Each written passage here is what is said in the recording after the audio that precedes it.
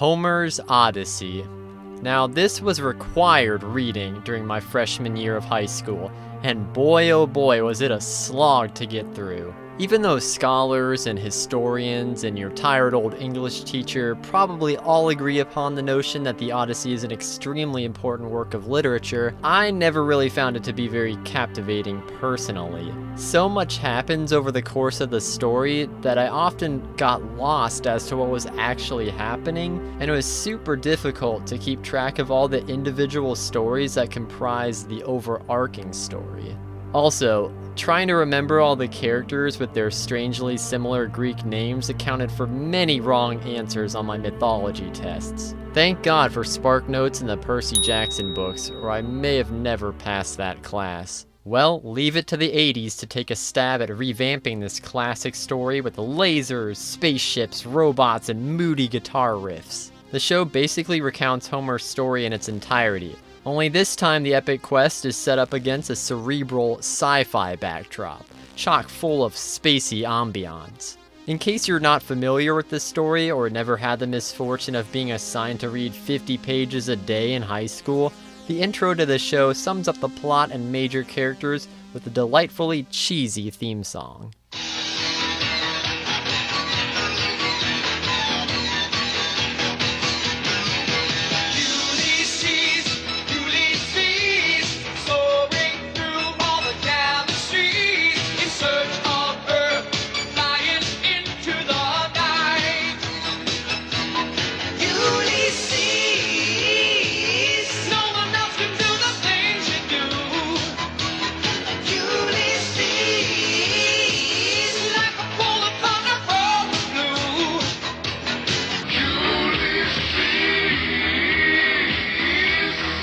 Overall, I'd say this theme song has a nice balance of both cheese and charm, though the inclusion of these freaky robot vocals is honestly kind of unnerving. No, small robot, friend of Ulysses. Oh yeah, and this part that sounds like a guitar player having a stroke probably could have been taken out as well.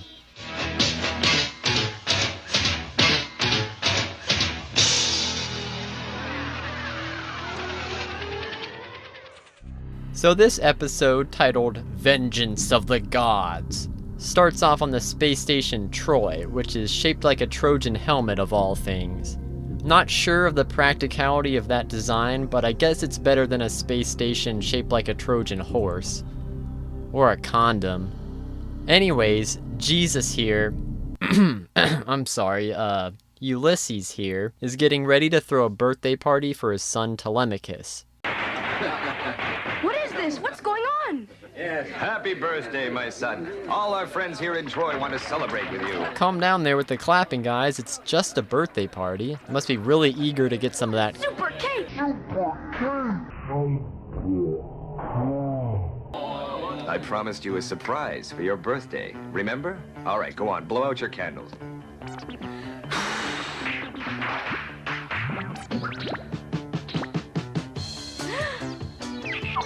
Oh, I'm the surprise. Hello, Telemachus. Telemachus, let me introduce Nono, your own robot.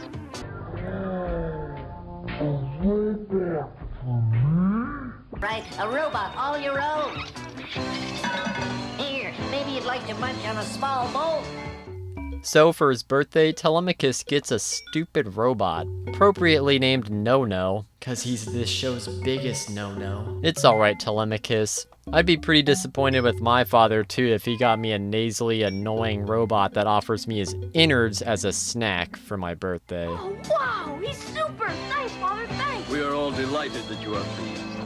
Be careful, my friends, be careful. Don't worry, Priam. All the same, be careful. The line delivery in this show just makes me laugh. I mean, it seems like everyone's just trying to say their line as fast as possible so that it times up with the animation, but it comes off as everyone practically interrupting each other just to get their lines in. You'll see this throughout the entirety of this episode, so it makes me wonder if while they were recording the dialogue, there was some type of prize up for grabs for whoever would say their lines the fastest. Be better protected. All will be well. Remember, Ulysses, you are always welcome here. I will never forget that, Priam. Goodbye, Telemachus. Goodbye, my friends. Goodbye. Circa trajectory 1025, the direct route, photonic energy drive at maximum. Objective Earth. Trajectory 1025, iris opening programmed. And so, Ulysses sets off towards Earth, cruising through the galaxy to the tunes of a sick electric guitar.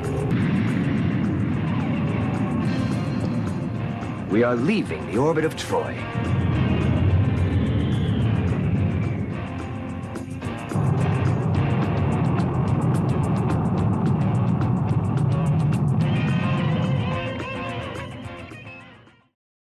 Quickly after their departure, Ulysses and crew encounter a strange planet that shoots a massive vapor at the ship, whatever that means. The massive vapor. It seems headed right for us. Meanwhile, Telemachus is goofing off on his hover scooter with No-No when they notice the strange ball of light coming towards them.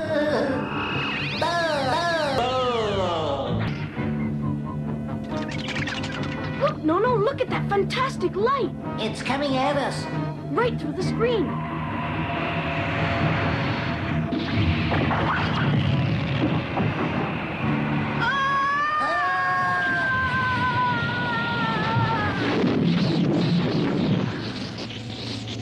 The bright vapor has just left on a trajectory vertical to the ship's main garden. Give me the emergency channel. Class A alerts. Stand by. Seems to have taken something with it. Shirka, a close-up. Telemachus. No! No! My son.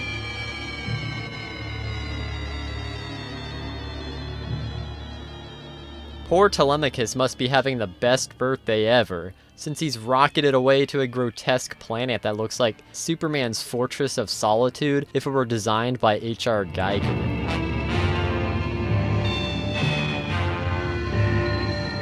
He's quickly imprisoned and wakes up to find that he's not alone in his cell. Another child? Look, Yumi, a human from the planet Earth. How handsome he is. His color is returning. He seems to be waking up. Huh? Where am I? Who are you? My name is Yumi, and this is my brother Numenor. We're from Zatra. Some call it the White Planet. Ah, Zatra! The blue people from White Planet explain that they have been captured by the sinister cult of the Cyclops. There's their idol, the Cyclops. It steals children and takes away their energy and gives it back to its disciples. They need it. But why? To give them light. That's why we were stolen. Very soon, I'm afraid it'll be our turn. But why such a sacrifice? Why children? I don't like it. Can we see that again? That line delivery just kills me. Play it again. But why such a sacrifice? Why children? I don't like it. And the Oscar goes to Telemachus. I really do like the character design on the Cyclops cult dudes. They look pretty cool with their evil cloaks and their menacing gem eyes that can zap people from far away with brainwaves or whatever. They'd all be blind.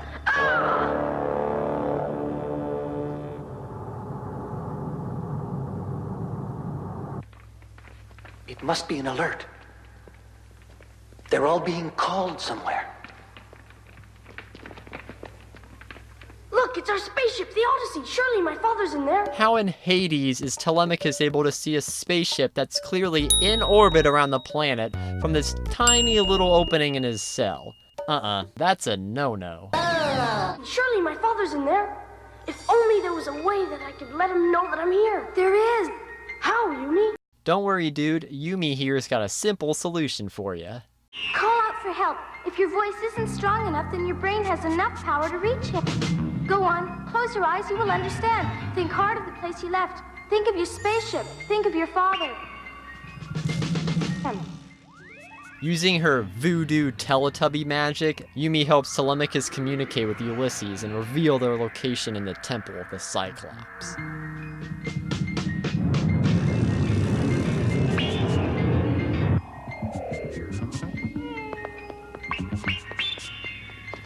Telemachus.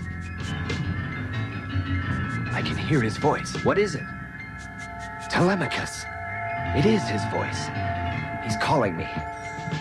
He is a prisoner in the temple of the disciples of Cyclops. They're all blind by the great galaxy. He's going to be sacrificed. Stand by. I have to get there.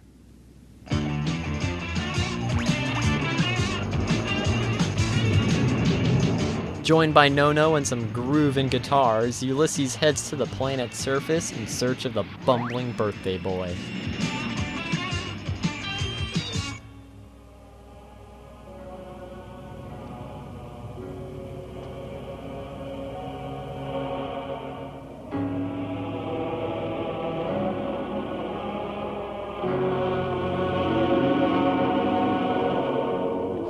O thou great Cyclops, creation of the god Poseidon, awake! Bestow on us the light of life!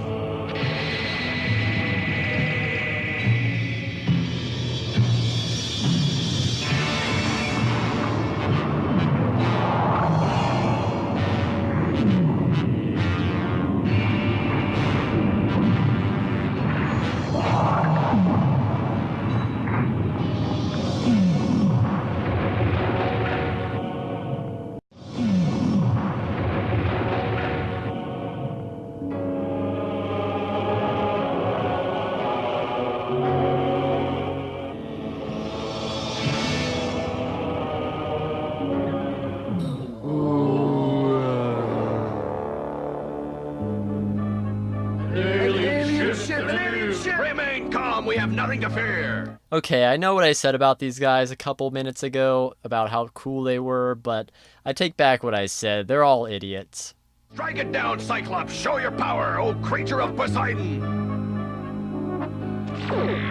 Wow. That's some power, Cyclops. So Ulysses storms into battle with his lightsaber gun weapon and his laser shield in hand, and proceeds to fight the Cyclops cult as a strange, goofy surf rock track drones in the background.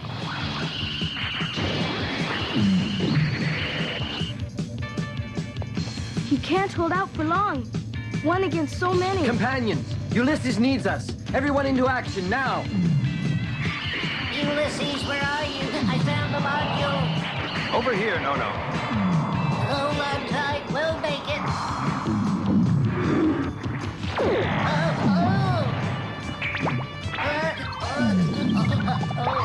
Oh, great Cyclops, disintegrate that rubbish. Yes, please, oh great Cyclops, destroy that red so that I don't have to listen to his congested metal ass. Galloping galaxies is dangerous. Stop. Nono, aim the beam directly at the Cyclops' eye. Right, Commander. Oh.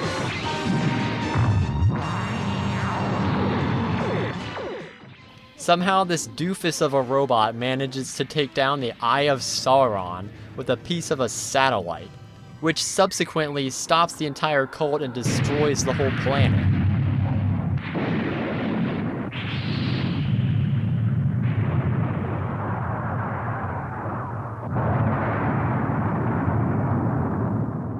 Way to go, No-No. Way to go. Luckily, before the planet is reduced to chunks and space dust, Ulysses is able to rescue both his son and the Blue Men group from their inevitable death. Telemachus, my son. Good old Telemachus. Wake up. He's only fainted. Nono, help me. Yes, yes. Good old Telemachus. Good old Telemachus. As our heroes make their daring escape, the cult leader decides to curse Ulysses and his crew before he meets his fiery demise. The Cyclops was truly your creation. Grant that Ulysses will never return home. Zeus, supreme overlord of Olympus, avenge us. Show this earthling that no one can defy your mighty will. Once they return to the safety of the Odyssey, Ulysses is visited by a floating space head. I just saw what looked like a strange face, did you? Yes, it looked like an ancient Greek god. A Greek god in the 31st century? How could such a thing be possible? How does he know what an ancient Greek god looks like? Does he stumble across those often? A pretty generic looking bearded man's decapitated head comes hurtling towards your ship, and your first assumption is that it's an ancient Greek god? I'm sorry, what? Accelerated regeneration using iris photonic treatment. Yumi, hurry up and get well. Yeah, Yumi, what's taking so long? Feel better already, goddammit. So the gang can't seem to catch a break in this episode, and they find themselves getting sucked into a black hole. Because why not? Shirka, maximum anti-attraction force. Not possible. The ship would shake apart. Not possible. You just made that phrase up. That is not a real command. Shirka, that's an order.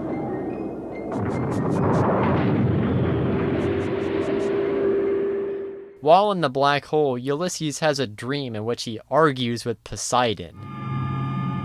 I am Ulysses. Why? Why did you destroy my Cyclops? Why did your Cyclops steal my son? Who do you think you are to defy Poseidon? Listen, Poseidon, not even a god has the right to steal a man's son. Miserable earthling.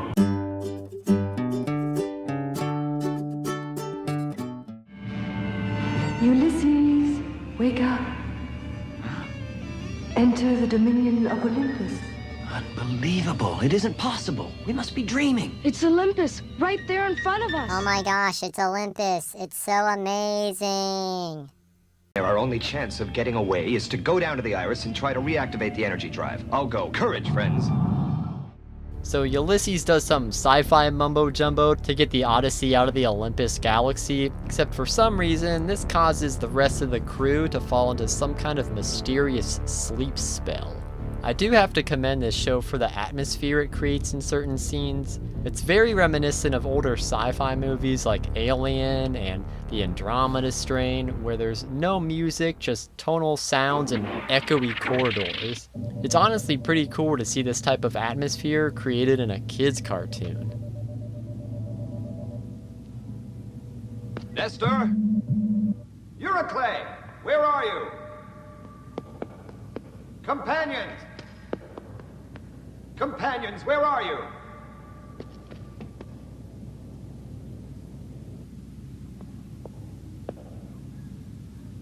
Companions, answer me! Vengeance of the gods has started.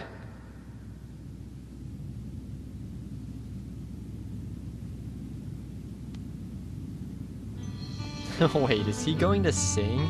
Please let him sing. Please let him sing.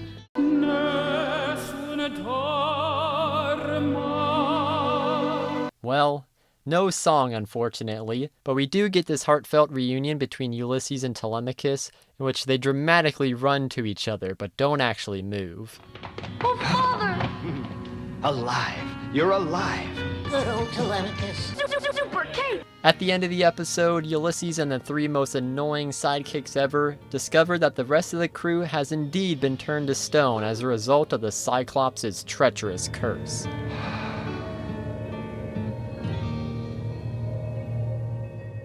And so, the first leg of his lengthy journey comes to an end, but many trials and tribulations still await for him as he boldly goes where no man has gone before. I actually enjoyed watching this show quite a bit, and I could honestly see myself watching the rest of the episodes just to see how they reinvent the source material. While watching this, I found myself remembering parts of the Odyssey that I haven't thought about in years, and I'd be interested to see how the creators of this show handled certain scenes and characters in this futuristic setting. The show is honestly pretty neat, and it does seem to have quite a bit of a following. I genuinely like this show's retro aesthetic, and like I mentioned before, the atmosphere really makes the show in certain scenes. If this show looked interesting to you, I'd say definitely give it a watch. Now, if only my English teacher had let us watch this show instead of reading the original text, and who knows, maybe I would have done better in our class. Oh well. That's all the time we have for today's episode of Saturdays. I hope you guys enjoyed this look at Ulysses 31. Feel free to share your thoughts on this show if you have them, and be sure to subscribe for more overly critical looks at kids' cartoons. I've been your host, Max, and thanks for letting me be a part of your weekend. See you guys next time.